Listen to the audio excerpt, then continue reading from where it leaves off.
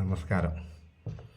ഇത് നിലമ്പൂർ മുണ്ടേരി കാട്ടിൽ വെച്ച് രണ്ട് പെണ്ണുങ്ങളെ ഞാൻ കളിച്ച കഥയല്ല സംഭവം. അതായത് മുണ്ടേരിന്ന് അങ്ങാടിൻ്റെ പ്രത്യേകത മുണ്ടേരി കഴിഞ്ഞാൽ പിന്നെ അങ്ങോട്ട് അന്നത്തെ കാലത്ത് ഒരു 25 കൊല്ലം മുമ്പാണ്.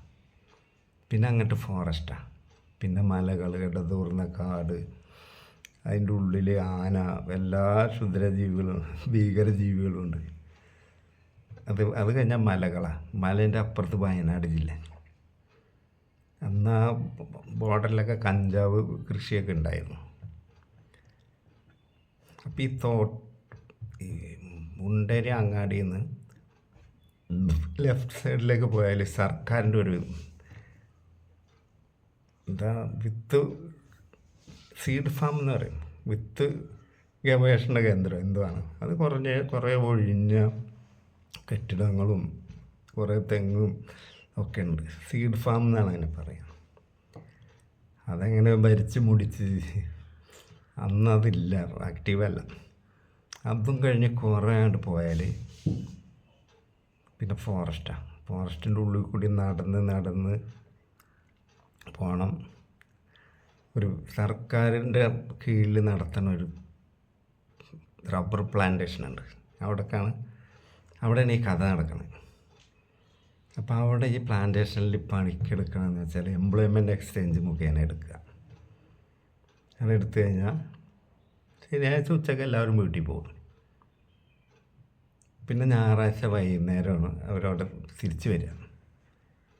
അപ്പോൾ 1.5 മണിക്കൂർ കാട്ടിൽ കൂടി നടക്കണം. ഒറ്റക്കാരും അങ്ങോട്ട് പോകില്ല, എല്ലാവരും അങ്ങാടിയിൽ വരും. അന്ന് മൊബൈലൊന്നുമില്ല. അങ്ങാടിയിൽ വന്ന് എല്ലാവരും വെയിറ്റ് ചെയ്യും. ഒരു സമയം പറഞ്ഞിട്ടോ, ആ സമയത്ത് അവിടുന്ന് ഒരാഴ്ചത്തേക്കുള്ള അരി, എല്ലാ സാധനങ്ങളൊക്കെ മേടിച്ചിട്ട് ഒരുമിച്ചേ പോവുള്ളൂ. അപ്പോൾ അവിടെ സ്ത്രീകളുണ്ട്, പുരുഷന്മാരുണ്ട്. ഒക്കെ എംപ്ലോയ്മെൻറ്റ് നിയമിച്ച ഗവൺമെൻറ് ജോലിക്കാരാണ്. അവിടെ കാട് വെട്ടൽ, വളമിടൽ, റബ്ബറിൻ്റെ വേണ്ട പരിചരണങ്ങൾ, ഒരു റബ്ബർ എസ്റ്റേറ്റിൽ എന്തൊക്കെ ആ ജോലികളാണ് ഇവർക്കുള്ളത്. അവിടെ ഒരു സാറുണ്ട്, എല്ലാ പെണ്ണുങ്ങളെ അയാൾക്ക് പറ്റിയ അയാൾ കളിക്കും. പിന്നെ ഒരു ഒഴിഞ്ഞ സ്ഥലമല്ലേ, പെണ്ണുങ്ങൾക്ക് കുറച്ച് ഫ്രീഡം ഉണ്ട്. അവിടെ എങ്ങനെ നടക്കാം. അപ്പോൾ ഇയാൾക്ക് പറ്റിയ പെണ്ണുങ്ങളെ ഏതെങ്കിലും ഒരു മൂലയിൽ വലിയ തോട്ടം അവിടെ പണിക്കാക്കും. എന്നിട്ട് ഇയാൾ അവിടെ പോകും, കെട്ടി പിടിക്കും, പണിയെടുക്കും. അപ്പോഴും അവിടെ സദാചാര ബാണങ്ങളുണ്ട്. ബൊമ്മാരി ഇവരുടെ പണി അവിടെ ഇട്ടിട്ട് ഇത് പിടിക്കാൻ ചെല്ലും. ആണും പെണ്ണും പരസ്പര സമ്മതത്തിൽ കളിക്കണം. പിന്നെ സദാചാരം ബൊമ്മാരിക്ക് എന്താ കാര്യം.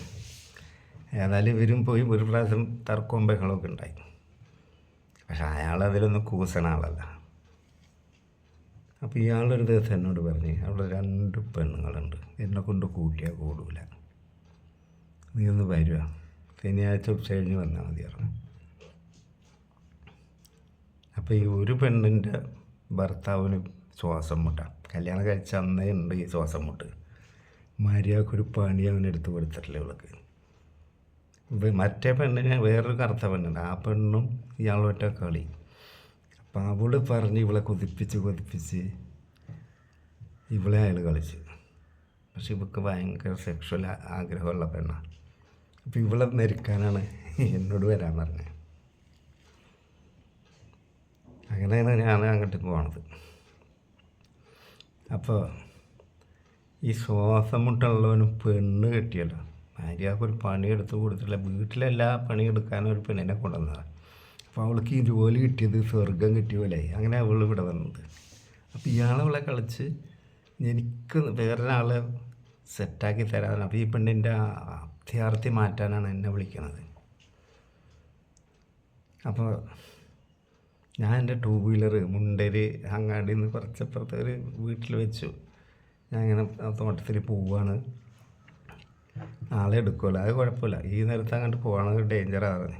അപ്പോൾ ഒരു 3 മണി കാരണം മറ്റൊരു പോകണ്ടേ.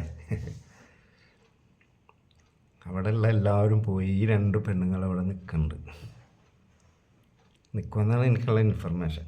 അങ്ങനെ ഞാൻ ഈ വിത്ത് കൃഷി തോട്ടമൊക്കെ കഴിഞ്ഞ് ഒരു നടപ്പാതെ കാട്ടിലൂടെ ചവിട്ടി പോണ ഒരു ഒറ്റയടി പാത.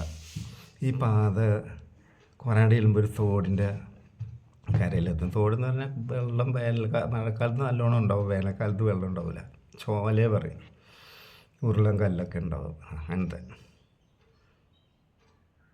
അപ്പം അന്ന് ഗൂഗിൾ മാപ്പൊന്നുമില്ല, എന്നോട് കൃത്യം വഴി പറഞ്ഞു തന്നിട്ടുണ്ട്. ആ തോട് കടന്നിട്ട് പിന്നൊരു വഴിയുണ്ട് നേരെ അതേപോലത്തെ വഴി, അങ്ങനെ വരണം.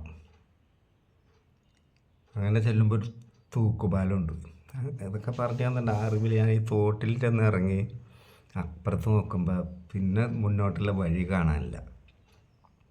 കുറേ അങ്ങോട്ടും ഇങ്ങോട്ടൊക്കെ നടന്നു നോക്കി, പിന്നെ ഒരു തുടർച്ച ഇതിന് കാണാനില്ല. അതിന് ഞാൻ തിരിച്ചിങ്ങോട്ട് കയറി. വേറൊരു കുഴപ്പമുണ്ട് ആ കാട്ടിൽ, ഒറ്റയാണ് ആന, ഭയങ്കര ഡേഞ്ചർ ആന. അതിലേറെ ഡേഞ്ചർ ചെന്നായ അന്ന് അവിടെ ഉണ്ട്. ഒരു മനുഷ്യനൊക്കെ ഒറ്റക്ക് കിട്ടിയാൽ എല്ലാം കൂടി ബാക്കി വെച്ചേക്കൂല, വളഞ്ഞ് കടിച്ച് കൊല്ലും. ഇനി എന്ത് വേണം കമ്മുണ്ണി പറഞ്ഞ് ഞാൻ നിൽക്കുക. അപ്പം അതിൻ്റെ ഇടയ്ക്ക് പോണ വഴിക്ക് ഒരു ട്രൈബൽ, ഒരു ആദിവാസി എന്നോട് പറഞ്ഞ് ആന ഉണ്ടാവും ചില നേരത്ത്, ശ്രദ്ധിച്ച് പോകണം, നമ്മളവർ വരണ അറിയില്ല എന്നൊക്കെ പറയും. ആയിക്കോട്ടെ ഞാൻ ശ്രദ്ധിച്ചോളാം പറയും. പണ്ടൊരു സിനിമയിൽ ജഗതി പറഞ്ഞാൽ മതി, രാജാവിനെ എന്ത് ക്യൂ എന്ന് പറഞ്ഞാൽ മതി, കള്ളവടിക്ക് പോകുമ്പോൾ എന്ത് ആന. ഞാൻ അവിടെ നിൽക്കും, വഴിമുട്ടി നിൽക്കുക. അപ്പം ഈ ട്രൈബൽസിൻ്റെ എന്ന് തോന്നുന്നുണ്ട്, ചാവാലിപ്പട്ടി എന്നെ ഓവർടേക്ക് ചെയ്ത് തോട്ടിക്ക് ഇറങ്ങിയിട്ട് കുറേ താഴെ ഭാഗത്തേക്കാണ്ട് പോയി. പിന്നെ അപ്പുറ സൈഡിലേക്ക് അത് കയറിപ്പോണ്ട്. അപ്പം എനിക്ക് മനസ്സിലായി കുറേ താഴേക്ക് പോയിട്ടാണെങ്കിൽ പിന്നെ ഇതിൻ്റെ തുടർച്ച നോക്കുമ്പോൾ ശരിയാണ്. പിന്നെ നടന്നത് അപ്പോൾ ടോട്ടൽ 1.5 മണിക്കൂർ നടക്കണം. അപ്പോൾ ഒരു 3/4 മണിക്കൂറൊക്കെ കഴിഞ്ഞിട്ടുണ്ട് നടത്തം. അപ്പോൾ ഞാൻ പൈൻറ്റും വാങ്ങിയിട്ടുണ്ട്, അതെൻ്റെ അരയിലുണ്ട്. അതിൽ ഞാൻ കുറച്ചെടുത്ത് പാസ്സാക്കി, കാരണം ഒരു ധൈര്യം വരണ്ട. അങ്ങനെ നേരെ കുറേ ചെന്നപ്പോൾ ഉണ്ട് തൂക്കുപാലം. തൂക്കുപാലം എന്ന് പറഞ്ഞാൽ നല്ല വീതിയുള്ള പുഴയാണ്. ആ പുഴ ശരിക്കും പറഞ്ഞാൽ ആ ഭാഗത്താണ് അന്ന് കഴിഞ്ഞിടെ ഉരുൾ പൊട്ടിയില്ലേ ആ ഏരിയ. അവിടെ തൂക്കുപാലത്തുനിന്ന് കയറുമ്പോഴുള്ള പ്രശ്നം എന്താണെന്നറിയാം, ഒരുപാട് അടിയിലാണ് പുഴ. പുഴയിൽ വെള്ളമൊന്നുമില്ല, കല്ലും പാറയുള്ളൂ. മഴക്കാലത്തല്ലേ വെള്ളം ഉണ്ടാവുള്ളൂ, നല്ല വേനലാണ്. അടിക്ക് നോക്കിയാൽ തല ഇറങ്ങും. ഈ തൂക്കുപാലമാണെങ്കിൽ ആടുണ്ട്, ഏതോ കാലത്ത് ഉണ്ടാക്കിയ പാലം. പക്ഷേ കള്ള പിടിക്കല്ലേ, എന്ത് പൊളിഞ്ഞ് വീഴട്ടെ എന്ന് വിചാരിച്ചാണ് പോയി. പിന്നെ പാലം കഴിഞ്ഞപ്പോൾ കുറച്ച് റോഡല്ല വഴി കുറച്ചുകൂടി വീതി കൂടി. അങ്ങനെ കുറേ ഈ പ്ലാന്റേഷൻ്റെ അവിടെ എത്തിയാൽ അപ്പോൾ അവിടെ ഉണ്ട് സോളാറിൻ്റെ പെൻസിൽ ലൈൻ ഉണ്ട്. ഈ ആന വന്ന് ഈ തോട്ടത്തിലെ തൊഴിലാളികളെ ആക്രമിക്കാണ്ടിരിക്കാൻ സോളാറിൻ്റെ കറണ്ട് കൊടുത്തിട്ട്, സോളാറല്ല അന്ന് ബാറ്ററി എന്തോ സിസ്റ്റം, എനിക്ക് ഓർമ്മയില്ല. അങ്ങനെ അവിടെ ചെന്ന് ഭയങ്കര വെൽക്കം വർത്താനമൊക്കെ പറഞ്ഞ് ഇരിക്കാൻ പറഞ്ഞ് പിന്നെ അധികം വൈകാതെ പരിപാടിക്ക് കിടക്കുകയാണ് ഞങ്ങൾ. അപ്പോൾ അയാളുടെ ക്വാർട്ടേഴ്സിൽ 2 റൂമുണ്ട്. മറ്റേ പെണ്ണിനെ അയാൾ കൊണ്ട് ഈ പെണ്ണിനെ എനിക്ക് ഏൽപ്പിച്ചു. നിങ്ങൾ വർത്താനമൊക്കെ പറഞ്ഞിരിക്കുക തുടങ്ങിക്കോ എന്നുള്ളൊരിതിലാണ്. ഇവളാണെങ്കിൽ ആ സിനിമ നടി ഗീതേൻ്റെ അതേ ലുക്ക്. വേറെ ഒന്നുണ്ട്, ഈ 2 പെണ്ണിനും ഒരു 40 വയസ്സിൻ്റെ മേലെ ഉണ്ടാവുള്ളൂ, 42 ഉണ്ടാവും. അല്ലാണ്ട് പറ്റ ചെറിയ കുട്ടികളൊന്നുമല്ല. ഞാനിവളെ കൊണ്ട് ഇവളുടെ സാരിയൊക്കെ കഴിച്ച് ഫസ്റ്റ് ലെസൻ്റെ ഞാനതൊക്കെ ഒഴിവാക്കും. ഷഡ്ഡി മാത്രം ഇട്ട് എനിക്ക് ഇങ്ങനെ കാണണം. അതിനെ കണ്ട് കിസ്സൊക്കെ ചെയ്ത് ഈ പെണ്ണിന് ഭയങ്കര ആവേശമുള്ള പെണ്ണാണ്. ഈ പെണ്ണ് പറഞ്ഞ് ഒരു പ്രാവശ്യം പോലും മര്യാദക്കൊരു പരിപാടി എൻ്റെ ഭർത്താവ് എന്നെ എടുത്തിട്ടില്ല. എനിക്കാണെങ്കിൽ വികാരം കൂടുതലാണ്. പക്ഷേ ഞാൻ നാട്ടിൽ നിന്നൊന്നും ഇങ്ങനെ ചെയ്തിട്ടില്ല. ആ ചേച്ചി പറഞ്ഞ് എന്നെ ത്രില്ലാക്കിയതാണ്. അപ്പം പിന്നെ എനിക്കിതിൽ കൂടുതൽ ഇൻട്രസ്റ്റ് ആയതാണ്. നിങ്ങൾ രാത്രി ആവോളം കളിച്ച്, രാത്രിയായപ്പോൾ ഫുഡ് കഴിച്ച് കഴിഞ്ഞപ്പോൾ ഇയാൾ പറഞ്ഞേ ഇനി നമുക്ക് എക്സ്ചേഞ്ച് ചെയ്യാറ്, നീ അങ്ങോട്ട് പോയിക്കാറ്. പിറ്റേ ദിവസം ഉച്ച കഴിയുമ്പോഴുള്ള സമയമുണ്ട്. അങ്ങനെ ഞങ്ങൾ രണ്ടാളും അങ്ങോട്ടും ഇങ്ങോട്ടും ഒക്കെ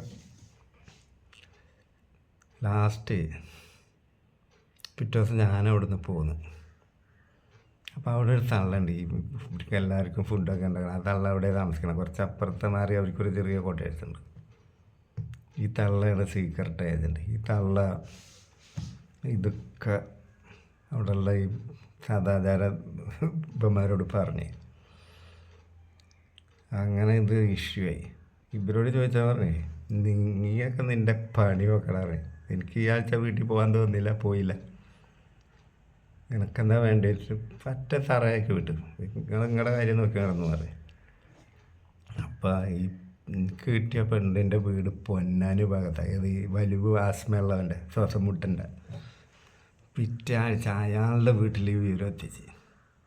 ഈ സദാചാര മലവാണങ്ങളുടെ ഒരു ശുഷ്കാന്തി. അങ്ങനെ അയാൾ വിവരം പറഞ്ഞപ്പോൾ അയാളുടെ വികാരം സടകുടഞ്ഞെണീറ്റ് ഏതൊരു ഹെൽപ്പറൊക്കെ കൂട്ടി അവിടെ തന്നെ വണ്ടിയൊക്കെ വിളിച്ച് വന്ന് പിന്നെ 1.5 മണിക്കൂർ നടക്കണമല്ലോ. അതായത് ശ്വാസം മുട്ടുള്ളവന് നടക്കാണ്ട് രക്ഷയില്ല, വേറൊരു ഓപ്ഷനുമില്ല. അങ്ങനെയൊക്കെ അവിടെ എത്തി ഇവളെ വിളിപ്പിച്ച് ഇവളെ കാരണത്തടിച്ച് കുടുംബത്തിൻ്റെ ചീത്തപ്പേര് നശിപ്പിക്കാൻ വന്നാണ്.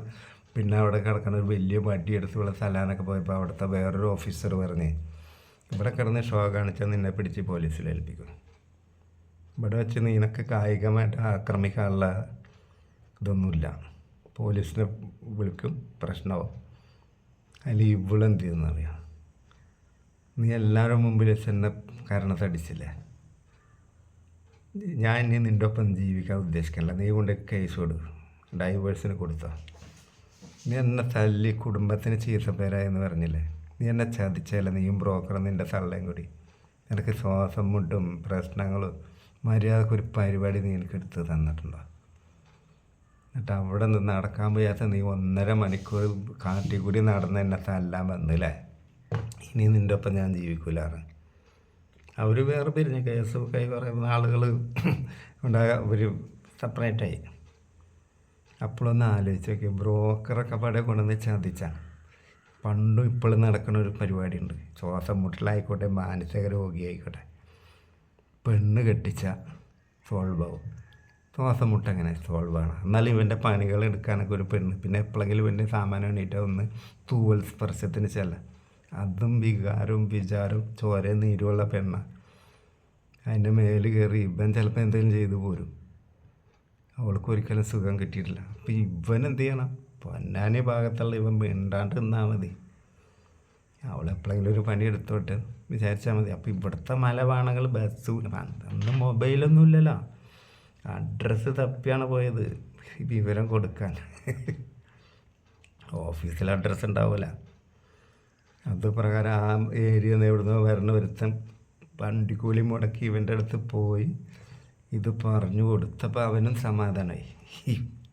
എന്താ പറയുക, സദാചാരം. അപ്പോൾ അതിന് ശേഷം ഞാൻ പെണ്ണിനെ ഞാൻ പിന്നെയും കൊണ്ടുവരുന്നുണ്ട്, കാരണം അത്ര മുതലുണ്ട്. ഞാൻ പുറത്ത് നിലമ്പൂരൊക്കെ റൂം എടുത്ത് ഞാൻ കളിച്ചിട്ടുണ്ട്. അന്ന് ഉച്ച കഴിഞ്ഞ് ഞാൻ പോന്നു, ഞായറാഴ്ച ഞാൻ തിരിച്ച് പോയ പോലെ തന്നെ വന്നു. അപ്പോൾ ഞാൻ കുറച്ച് പൈൻറ്റ് കൊണ്ടുപോയെന്ന് പറഞ്ഞില്ലേ, അവിടെ കുറച്ചുണ്ടായിരുന്നു.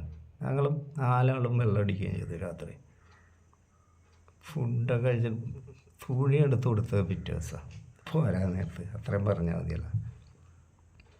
തിരിച്ചു വരുമ്പോൾ ഞാൻ നിലമ്പൂർ അങ്ങാടിയിൽ വന്ന് ഉർവശി ബാറിൽ കയറി 4 അടിച്ച്. അന്നാകെ ആ ഒരു ബാറുള്ളൂ നിലമ്പൂർ. ഇന്നിപ്പോൾ JD, റോസ്, വേറെ ഏതൊക്കെയുണ്ട്. നിലമ്പൂർ കള്ളിൻ്റെ കാര്യത്തിൽ നല്ല പുരോഗമനമുണ്ട്. അങ്ങനെ ഉർവശിയിൽ നിന്ന് അടിച്ച് വീട്ടിൽ പോന്നു. ആ 2 വീലർ എവിടെയൊക്കെ പോയിട്ടുണ്ടെന്നറിയാം, കള്ളവടിക്ക്. അതൊക്കെ പോട്ടെ. ഈ സംഭവത്തിൽ ഈ കള്ളവടി വെച്ച പെണ്ണാണോ കുറ്റക്കാരി, അല്ലെങ്കിൽ ഇവളെ തല്ലാൻ വന്ന അവനാണോ കുറ്റക്കാരൻ? ഒരു പെണ്ണിനെ ഒരിക്കലും അറിയില്ലല്ലോ ഇവന് ശ്വാസം മുട്ടും കിണ്ടിയും സൂക്കേടുകാരനാണെന്ന്. അപ്പോൾ ആരാരെ ചതിച്ചെന്ന് ഇപ്പം നിങ്ങൾ ഉദ്ദേശിക്കണേ? ഞാൻ ആ പെണ്ണിനെ ഒരിക്കലും കുറ്റം പറയില്ല. അവൾക്കിപ്പോൾ ഫ്രീഡം കിട്ടി, അവൾ സന്തോഷമായിട്ട് ജീവിക്കണം. ഭാഗ്യത്തിന് ഇവൻ്റെ കുട്ടീനെ പ്രസവിക്കേണ്ട ഒരു ഗതികേട് അവന് വന്നില്ല. ഇതൊക്കെയാണ് മനുഷ്യൻ്റെ ഇടയിൽ നടക്കണേ. അവൻ എല്ലാം വന്നേക്കണേ. അതോടുകൂടി ആ കാര്യം തീരുമാനമായല്ലോ. ആ പെണ്ണിനെ ഞാൻ പല സ്ഥലത്തും കൊണ്ടുപോയിട്ടുണ്ട്. ഒരു പ്രാവശ്യം ഞാൻ ഊട്ടിയിൽ കൊണ്ടുപോയി കളിച്ച് ഫ്രണ്ട്ഷിപ്പായപ്പോൾ അങ്ങനെ തോന്നി. ഊട്ടിയിലെ തണുപ്പൊക്കെ കൊള്ളാൻ വേണ്ടി അങ്ങനെ പോയി. ഇതൊക്കെ ലൈഫിൽ പറഞ്ഞിട്ടുള്ളതാണ്. ഇപ്പം ചില ആൾക്കാർ മൂക്കത്ത് വിരൽ വെക്കും, തെറി തുടങ്ങും. ഈ എന്താ പറയുക, സംസ്കാരം, നമ്മുടെ കേരളത്തിനൊരു സംസ്കാരമുണ്ട്. അനങ്ങിയ പറഞ്ഞൊരു വാക്കാണ്, എനിക്കതില്ല. നമസ്കാരം.